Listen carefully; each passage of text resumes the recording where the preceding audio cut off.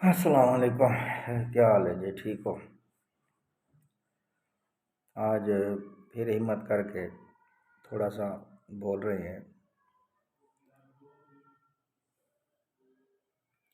मंसूर साहब का व्लॉग सुना, फिर चुप कर गए कि नहीं यार। मुबश्शिर लुकमान का सुना, तो फिर थोड़ा सा वो जो कोई चीज़ उठती है ना बोलने के लिए, तो वो आ जाए। और थोड़ा सा जो हमने देखा है, जिस तरह नवाज़ शरीफ वापस आया है। मैं शरीफ तो साथ नहीं लगाऊंगा, नवाज़ कहूँगा। नवाज़ को जिस तरह पाकिस्तान में लाया गया है या आया है, कौन कौन उसका बेनिफिशरी है या क्या क्या हुआ है, सिर्फ उतना जितना मंजर आम पे है। क्योंकि अंदर तक की रसाई तो हमारे लिए मुमकिन नहीं है। शायद कभी कोई दोस्त बन जाए, बताए तो अलहदा बात है, वो बात की बातें हैं। अभी तक जो अपनी आंखों से देखते हैं उसी पे थोड़ा बोल लेते हैं। जिस तरह उसको लाया गया और जलसे का जो एहतमाम किया गया, जिस तरह मशीनरी का इस्तेमाल हुआ, किस किस ने किया, पिछले साबका रिकॉर्ड सारे तोड़ दिए। उस टाइम के लिए कि जब कोई हुकूमत में होता है, वज़ीर आज़म भी उसी पार्टी का हो, वज़ीर आला भी उसी पार्टी का हो,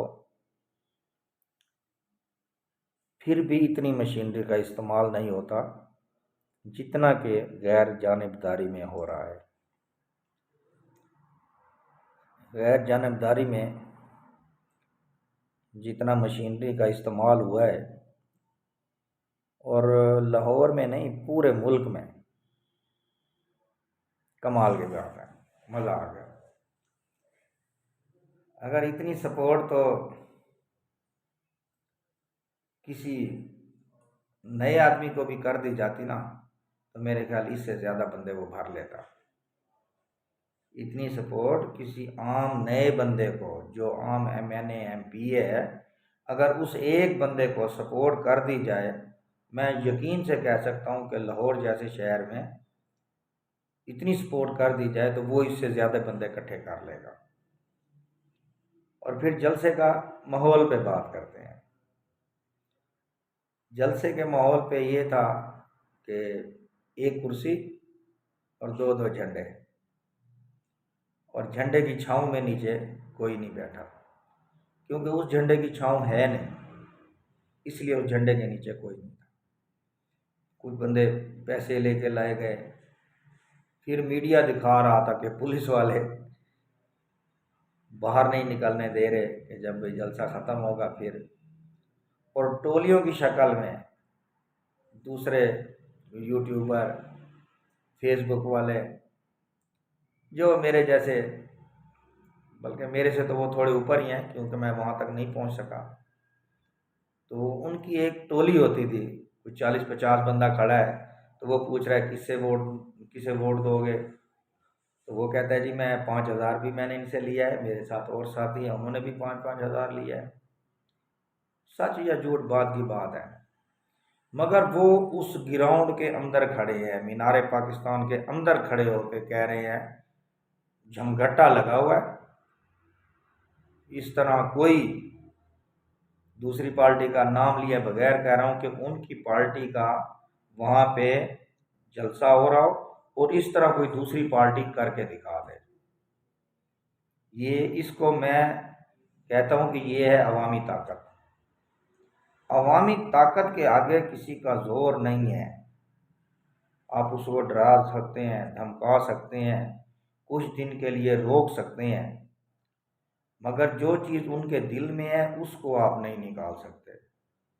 मैं मानता हूँ आप डरा भी सकते हैं, धमका भी सकते हैं, सब कुछ हो सकता है, मगर जो उनके दिल के अंदर है और वोट के टाइम पे कितना कर लेंगे, सवाल ही पैदा नहीं होता।